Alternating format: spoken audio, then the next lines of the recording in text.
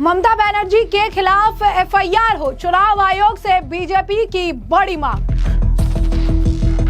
BJP समर्थकों को हार के डर से धमका रही ममता। बीजेपी ममता को बड़ा झटका, टीएमसी के मुस्लिम विधायक का इस्तीफा। तो पश्चिम बंगाल में चुनावी माहौल को लेकर बीजेपी ने अब चुनाव आयोग को गंभीर शिकायत दर्ज की है। बीजेपी के प्रतिनिधिमंडल ने निर्वाचन आयोग से मुलाकात कर राज्य में बिगड़ते चुनावी हालात और आचार संहिता के उल्लंघन को लेकर यह मुद्दा जो है उठाया है और साथ ही साथ ममता बनर्जी के खिलाफ एफआईआर को लेकर जोर दिया है। उनके चुनाव प्रचार पर रोक लगाने की मांग की है, क्योंकि ममता बनर्जी इन प्रचारों में, रैलियों में साफ तौर पर, सीधे तौर पर बीजेपी के जो समर्थक हैं, बीजेपी के लिए जो सोच रहे हैं, उन्हें वो यहां से पूरी तरीके से खुली चुनौती देती हैं, यहां से उन्हें डराती है, धमकाती है, भड़काऊ भाषण देती हैं, कहती हैं कि जो बीजेपी को वोट देगा इस चुनाव के बाद मैं ये मेक श्योर करूंगी कि उनके घर के बाहर एक नेम प्लेट लगाया जाएगा जिस पे ये लिखा रहेगा कि मैं बीजेपी का कार्यकर्ता नहीं हूं। उनका यहां तक भी कहना है कि चुनाव आयोग या बीजेपी हर वक्त नहीं रहेगी, अंत तक मैं ही रहूंगी और चुनाव क्या जो है, चुनाव जब खत्म हो जाएगा और जब हम जीत जाएंगे तब देखा जाएगा। जिसके बाद आपको बता दें कि केंद्रीय मंत्री किरण रिजिजू की अगुवाई में कई सारे आप कह सकते हैं बीजेपी के वरिष्ठ नेता जो हैं, जाके आपको बता दें कि केंद्रीय मंत्री पीयूष गोयल और साथ ही साथ जो है किरण रिजिजू, सुकांता मजूमदार, सभी लोग जो है मौके पर गए थे। केंद्रीय मंत्री किरण रिजिजू यहाँ पर जो है ज्ञापन सौंपते दिखे और उसके बाद उन्होंने आरोप लगाया कि पश्चिम बंगाल के मुख्यमंत्री ममता बनर्जी द्वारा दिए गए सार्वजनिक बयान चुनाव प्रक्रिया को प्रभावित करने वाले हैं, आचार संहिता तथा भारतीय न्याय संहिता 2023 के प्रावधानों का उल्लंघन करते हैं। क्या कुछ कहना है उनका, सुनिए। ये बहुत ही गंभीर पिटीशन, बहुत ही महत्वपूर्ण एक विषय लेके आए हैं। अभी जो चुनाव हो रहे हैं 5 राज्यों में, उसमें से सबसे विशेषकर पश्चिम बंगाल में चुनाव को पूरा हाईजैक करने के लिए, लोकतंत्र को पूरा कब्जा करके, लोगों को अपना मत देने का अधिकार को वंचित रख करके, डरा धमका करके पश्चिम बंगाल में जो तबाही मचा रखा है, वहां के मुख्यमंत्री ममता बनर्जी और तृणमूल कांग्रेस ने जो हालात बना के रखा है, उसको लेकर के गंभीर चर्चा इलेक्शन कमीशन ऑफ इंडिया के साथ हम लोगों ने बैठक की। इलेक्शन कमीशन पूरे टीम अधिकारियों के साथ हम लोगों का एक एक पॉइंट को सुना और हमने एक एक पॉइंट बारीकी से बताया कि मुख्यमंत्री खुद किस तरीके से वहां के वोटरों को घर घर तक धमकी दे करके कि जो बीजेपी को वोट देगा उसको नहीं छोड़ा जाएगा, और तृणमूल कांग्रेस का पूरा कार्यकर्ता, पूरा मंत्री, उनका पूरा टीम किस तरीके से पूरा इलेक्शन प्रोसेस को हाईजैक किया। पश्चिम बंगाल में जितना अधिकारी है, वरिष्ठ अधिकारी से लेकर के नीचे स्तर का पूरा को तृणमूल का कांग्रेस वर्कर टाइप बना करके जो हाईजैक किया गया है, उसका चिंता व्यक्त करते हुए हमने डिटेल में कब ममता बनर्जी ने लोगों को धमकी दिया और उनके अधिकारियों को किस तरीके से धमकी कराया गया और लोगों को कैसे करके घर में अंदर जाकर के धराया गया है, धमकाया गया है, पूरा हम लोग विवरण हम लोग ने पिटीशन में लिखा है। तो जैसा कि आपने उनका बयान सुना, साथ ही साथ बीजेपी ने अपने ज्ञापन में कहा है कि हम आयोग का ध्यान पश्चिम बंगाल चुनाव आचार संहिता, चुनावी आपराधिक कानूनों के बार बार हो रहे उल्लंघन की ओर आकर्षित करते हैं। राज्य में चल रही चुनावी प्रक्रिया के दौरान ममता बनर्जी द्वारा उत्तर बंगाल सहित विभिन्न क्षेत्रों में कई सार्वजनिक रैलियों में दिए गए बयान चिंताजनक है। बयानों में लगातार उकसावे, मतदाताओं को डराने धमकाने, हिंसा के अप्रत्यक्ष संकेत देने का पैटर्न दिखाई देता है, जो स्वतंत्र, निष्पक्ष, शांतिपूर्ण चुनाव के लिए गंभीर खतरा है। साथ ही साथ किरण रिजिजू ने यह भी कहा कि राज्य में बीजेपी समर्थक मतदाताओं को निशाना बनाया जा रहा है, उन्हें खुलेआम धमकाया जा रहा है। मुख्यमंत्री और टीएमसी के नेता विपक्षी समर्थकों पर दबाव ना रहे, स्वतंत्र निष्पक्ष मतदान का माहौल प्रभावित हो रहा है। उन्होंने कहा कि बंगाल में स्वतंत्र, निष्पक्ष और निर्भय मतदान का माहौल नहीं है। और किरण रिजिजू ने आरोप लगाया कि राज्य में बीजेपी समर्थकों को डराने धमकाने की घटनाएं लगातार सामने आ रही है। स्थिति लोकतांत्रिक प्रक्रिया के लिए गंभीर चिंता का विषय है। क्या कुछ और कहना है उनका, सुनिए। और साथ साथ में इलेक्शन कमीशन को हम लोगों ने दरखास्त किया है कि चुनाव फ्री एंड फेयर होना चाहिए। पिछली 3 इलेक्शन में तृणमूल ने जो दादागिरी करके चुनाव जीता है, इस बार ऐसा नहीं होना चाहिए, क्योंकि चुनाव लोगों का मर्जी से मतदान करने का एक अवसर है। ये लोकतंत्र में एक वोटर का अधिकार है, उसको कोई नहीं छीन सकता है। इसका सुनिश्चित इलेक्शन कमीशन को करना चाहिए, क्योंकि चुनाव का डेट घोषणा होने के बाद पूरा प्रोसेस, पूरा सिस्टम इलेक्शन कमीशन के कंट्रोल में आ जाता है। तो इलेक्शन कमीशन ये ध्यान रखना चाहिए कि पश्चिम बंगाल में वहां के वर्तमान सरकार, टीएमसी सरकार और वहां के जो लोकल एडमिनिस्ट्रेटिव मशीनरी है, पुलिस तंत्र है, जिसको तृणमूल कांग्रेस ने पूरा कब्जा करके रखा है, उसको नियंत्रण में लाना चाहिए।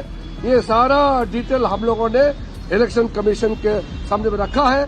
अभी चुनाव जो पश्चिम बंगाल में चल रहे हैं, वहां जनता भयंकर तृणमूल का खिलाफ में आवाज उठा रहे हैं, और डर के बौखलाहट में तृणमूल कांग्रेस और टीएमसी ने जैसे काम कर रहे हैं, ममता बनर्जी जैसे कर रहे हैं, वो से साफ पता चल रहा है कि टीएमसी हारने जा रही है।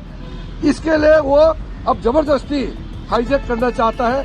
हम लोग ने दरखास्त किया, इलेक्शन कमीशन ने पॉजिटिव रेस्पॉन्स किया है और कहा कि फ्री एंड फेयर इलेक्शन के लिए जो कुछ करना होगा इलेक्शन कमीशन ऑफ इंडिया कदम उठाएगी, ऐसा हम लोगों को आश्वासन दिया है। तो जैसा कि आपने उनका बयान सुना, साथ ही साथ वहां पर मौके पर बीजेपी के अन्य नेता भी मौजूद थे, उन्होंने भी बयान दिया।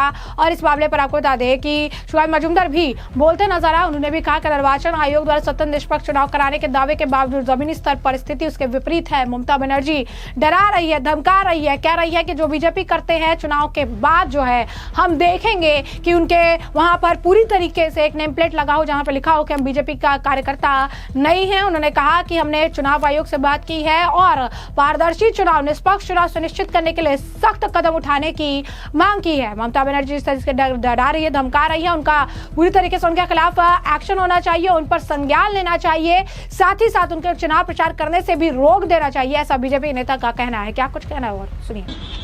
এখন আমি বাংলাতে মাননীয় ইলেকশন কমিশনের সামনে, ফুল বেঞ্চের সামনে আমাদের এই প্রতিনিধি দল, বিশিষ্ট প্রতিনিধি দল, যাতে পীযূষ গোয়েলজি থেকে শুরু করে, কিরণ রিজিজু জি থেকে শুরু করে আমাদের অরুণ সিংজি, অরুণ বালনিজি এবং ওম পাঠকজি, আমরা সকলে উপস্থিত হয়ে বাংলায় যে বর্তমান পরিস্থিতি, মমতা বন্দ্যোপাধ্যায় হারের ভয়ে যেভাবে তিনি ডেসপারেট হয়ে গেছে, ডেসপারেট হয়ে উনি এখন ভোটারদেরকে ভয় দেখানোর জায়গায় চলে যাচ্ছে। আমরা তার বিস্তৃত বিবরণ ইলেকশন কমিশনের সামনে তুলে ধরেছি। আমি শুধু একটা ঘটনা উল্লেখ করছি, ভারতবর্ষে এটা বিরলতম ঘটনা।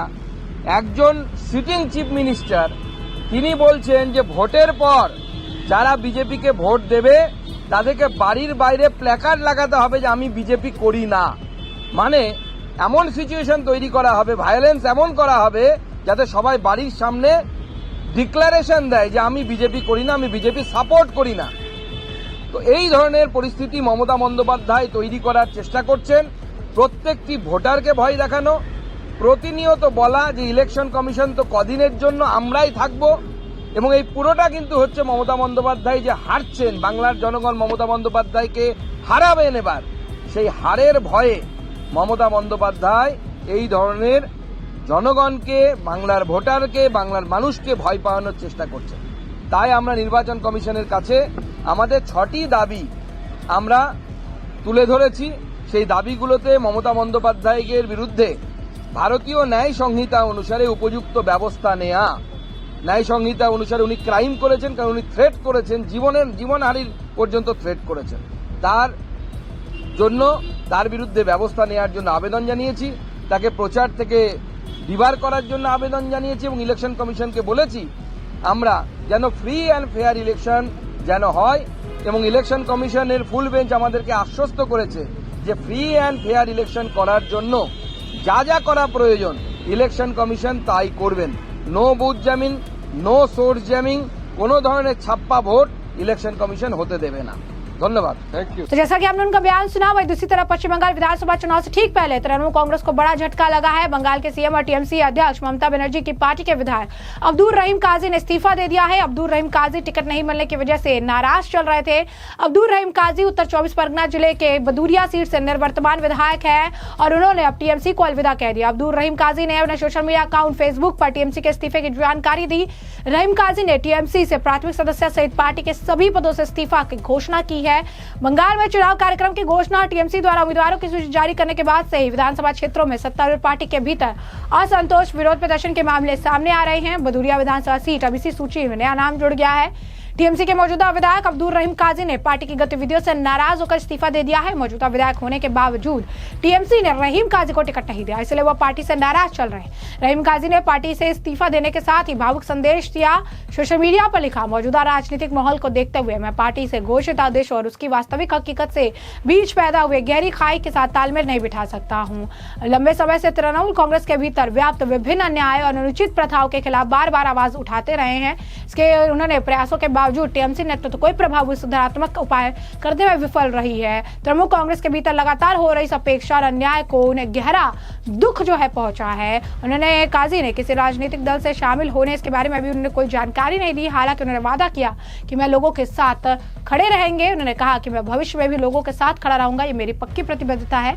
रहीम काजी द्वारा पार्टी से इस्तीफा देने के बाद टीएमसी की तरफ से अब तक कोई आधिकारिक बयान नहीं आया है। इसी के साथ साथ अब पश्चिम बंगाल के इस रण में लगातार नए अपडेट निकलकर सामने आ रहे हैं और इस बीच अब प्रधानमंत्री नरेंद्र मोदी, अमित शाह जो है इस बंगाल में चुनाव की पिच तैयार कर रहे हैं। बंगाल चुनाव 2026 में पहली रैली जो है कूच बिहार जो है से की जाएगी, जो 5 तारीख से की जाएगी, जो प्रधानमंत्री नरेंद्र मोदी द्वारा की जाएगी। पहले चुनाव जो 2 चरणों के लिए नामांकन दाखिल होने 9 अप्रैल से पूरे राज्य में चुनाव प्रचार तेज हो जाएगा और बीजेपी के लिए कूच बिहार का विशेष महत्व है। 2021 में पार्टी ने वहां से 9 में से 8 विधानसभा सीटों पर जीत हासिल की थी और ये अपने आप में बहुत ज्यादा जरूरी है। और इस बार बीजेपी 9 में से 9 सीट जो है अपने नाम करने के लिए पूरी तरह से कोशिश कर रही है। बीजेपी ने अपनी खोई हुई जमीन वापस पाने के लिए काम किया है। मोदी ने कूच बिहार और अलीपुर द्वार को कवर करने वाली 1010 करोड़ रुपए की शहरी गैस वितरण परियोजना की आधारशिला रखी थी। घोषणा पत्र के मंचों पर बंगाल बीजेपी ने संकेत दिया था कि राष्ट्रीय अध्यक्ष नितिन नवीन राज्य में इस दस्तावेज को जारी कर सकते हैं। और ऐसे में आपको बता दें कि 1 महीने से विशेषज्ञों की टीम तैयार जो है घोषणा पत्र कर रही है और नंदीग्राम और भवानीपुर से शुभेंदु अधिकारी हैं और बीजेपी अब अपनी जमीनी स्तर से जो है जमीनी तौर पर अपने आप को मजबूत करते हुए इस बार जो है बंगाल में सत्ता परिवर्तन के लिए पूरी तरीके से तैयार नजर आ रही है। तो ऐसे में हमने आपको पूरा मामला विस्तार से बता दिया है। इस पूरे मामले पर अब आपकी जो राय हो कमेंट सेक्शन में कमेंट करके जरूर से जरूर साझा करेगा। धन्यवाद।